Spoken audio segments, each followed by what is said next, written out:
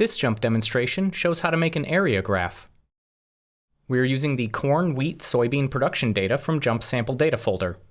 An area graph presents a shaded region that represents the summary statistic values of one continuous variable across some other variable, similar to a bar chart, but with a continuous x-axis. To create an area graph, go to Graph, Graph Builder.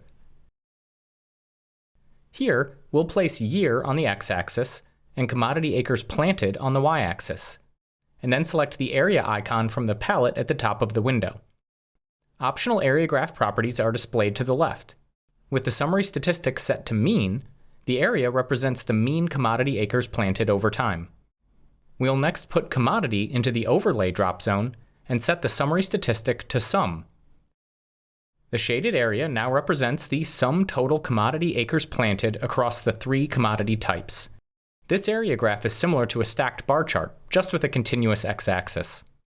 Additional variables can be added to the graph by placing them into the Group X, Group Y, or Wrap drop zones. For example, we can drag state to the Wrap drop zone to create a separate area graph for each state, though this is a lot of individual graphs to display, so we might use the local data filter to select only a subset of states.